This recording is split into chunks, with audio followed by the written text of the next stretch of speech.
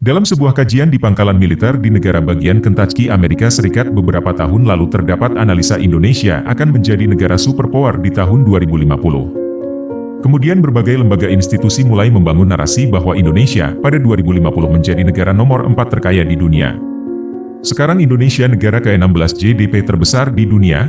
Apa maksudnya superpower country itu dan bagaimana bisa lembaga pertahanan di Amerika itu menganalisa Indonesia adalah negara superpower di tahun 2050? Kita harus pahami dulu apa itu negara superpower.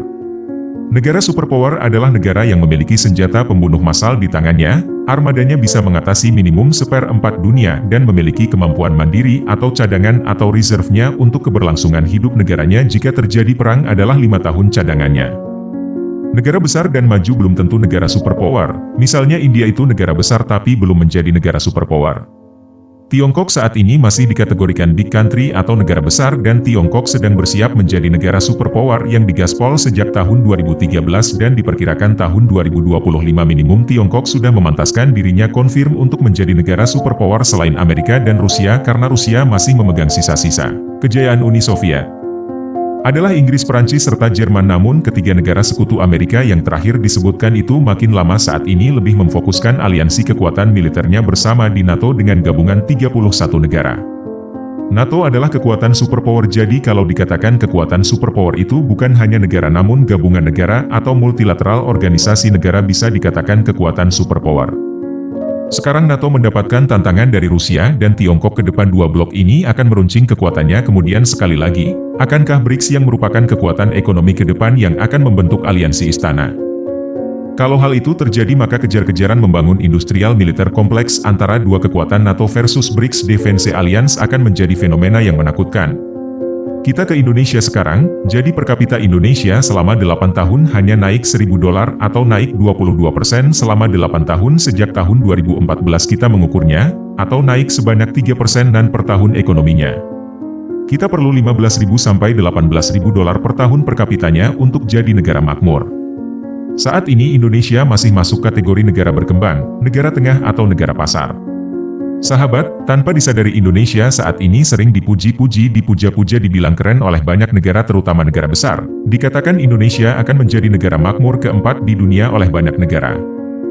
Baik negara timur maupun negara barat dan itu kalau pemimpinnya GR dikira beneran memujinya tanpa ada maksud. Padahal itu bahasa dagang dan bahasa diplomasi padahal ada maksudnya. Sesungguhnya dipuji-puji, dipuja-puja, dinaik-naikkan citranya Indonesia itu bukan karena ditakuti dan dihormati tapi karena negara-negara barat dan timur itu mau dagangannya laku dibeli oleh Indonesia. Mereka sangat membutuhkan Indonesia, untuk itulah Indonesia dipuji-puji, dibilang hebat, dibilang keren, dicitrakan yang akan jadi negara besar lalu dipuja-puja, dirayu-rayu agar mau jadi pasarnya mereka dan mau kerjasama dengan negara mereka, agar sumber daya alam Indonesia dikasih ke mereka. Sampai habis. Mereka mengatakan Indonesia adalah negara dengan kekayaannya $1,2 triliun. Kemudian di tahun 2030 akan naik $2 triliun, lalu di tahun 2045 akan jadi $4 triliun dan itu semua bagi negara besar, adalah market, Indonesia adalah pasar. Kita melompat jauh ke depan melihat sejarah bangsa kita, mengapa Indonesia dianalisa bisa menjadi negara superpower di 2050? Indonesia sesungguhnya adalah negara yang menakutkan, negara yang disegani. Mereka melihat sejarah Indonesia bahwa manusia Indonesia itu unggul di laut, unggul di maritim Nusantara sejak lama. Sejak zaman Hang Tuah, Hang Nadim, Prameswara, Sriwijaya hingga Majapahit.